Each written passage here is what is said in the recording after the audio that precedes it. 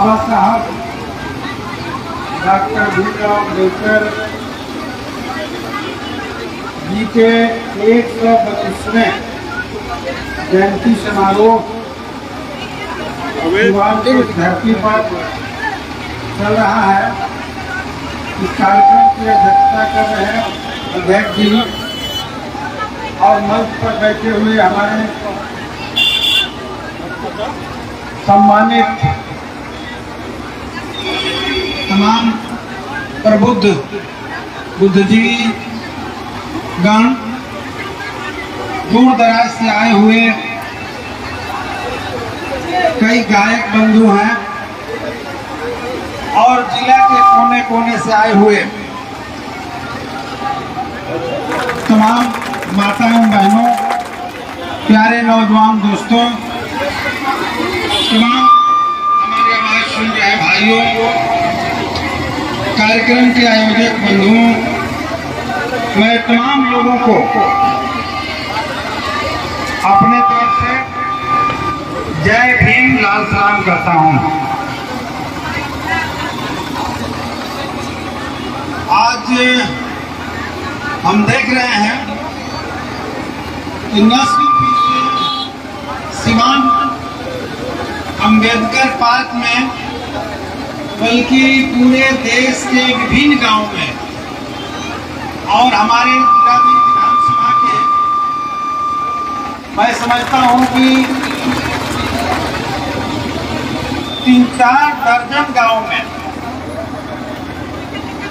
आज ही के दिन कार्यक्रम का आयोजन हुआ है। कई गांवों में बड़े बड़े जुलूस निकले हैं, हाथी घोड़ा के साथ सजा हुआ। कई कार्यक्रमों से हिस्सा लेते हुए मैं थोड़ा विलंब से यहाँ पहुँच पाया हूँ और आगे भी कई कार्यक्रमों में जाना है। ये उत्साह जो आज हम देख रहे हैं, मैं सबसे पहले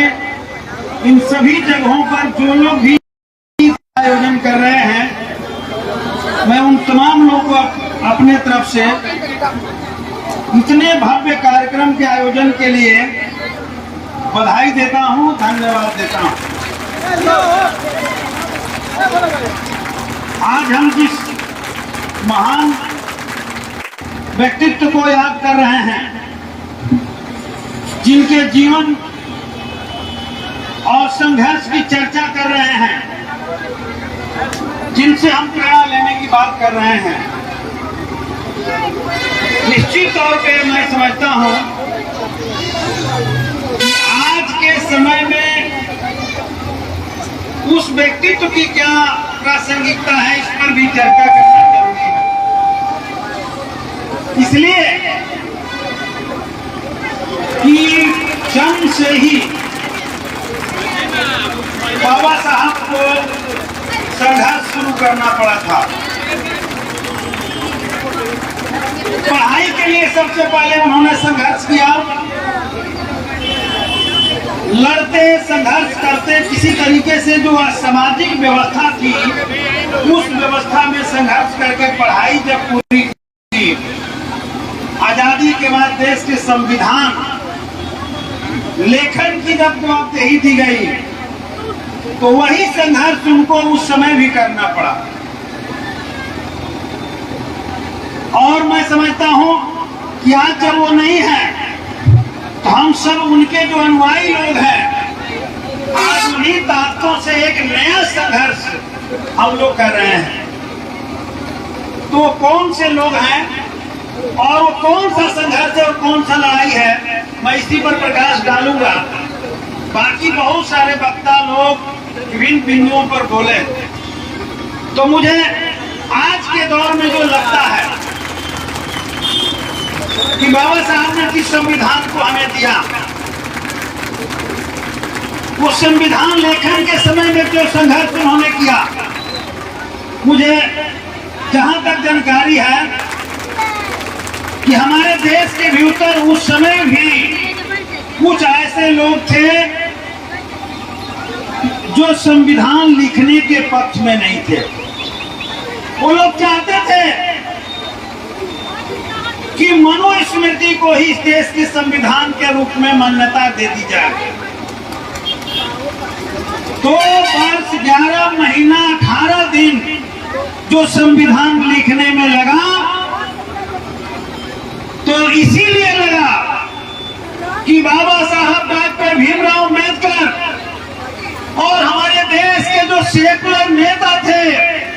जवाहरलाल नेहरू से लेकर के तमाम लोग जो सच में आजादी के संघर्षों का नेतृत्व किया था, वो लोग चाहते थे कि हिंदुस्तान को एक मॉडर्न डेमोक्रेटिक कॉन्स्टिट्यूशन मिले, एक आधुनिक लोकतांत्रिक संविधान मिले, जिस संविधान में समाज के हर तबके को बराबरी का अधिकार हो। और वो लोग चाहते थे, इस बात के लिए वो लड़े हुए थे कि मनुस्मृति को ही संविधान का दर्जा दे दिया जाए। लेकिन मैं कहना चाहता हूं कि बाबा साहब ही थे और हमारे देश के तमाम और महान नेता लोग थे, जिन लोगों ने लड़ करके आज के 75 साल पहले जिन ताकतों को परास्त कर दिया था, एक नया लोकतांत्रिक संविधान दिया था, आज वो ताकतें फिर एक बार हमारे देश के सामने सर उठाना शुरू कर दिया है और ये कोशिश चल रहा है कि उस संविधान को पुनः हमारे देश में थोप दिया जाए। ये चुनौती हमारे सामने है। वो कौन सा मनुस्मृति का संविधान, मैं ज्यादा चर्चा नहीं करूंगा, समय का भी अभाव है, लेकिन हमने अपने छोटी सी राजनीतिक जीवन और स्कूली जीवन में जो पढ़ा है, मनुस्मृति में यह बात दर्ज है कि ये जो हमारे समाज में जाति प्रथा है, हमारे समाज में जो वर्ण व्यवस्था है, ये किसी के द्वारा बनाया गया है, ईश्वर के द्वारा बनाया गया है। एक गीता में लिखा हुआ मिलता है कि चातुष्वर्णा मया सृष्टि। अब बताइए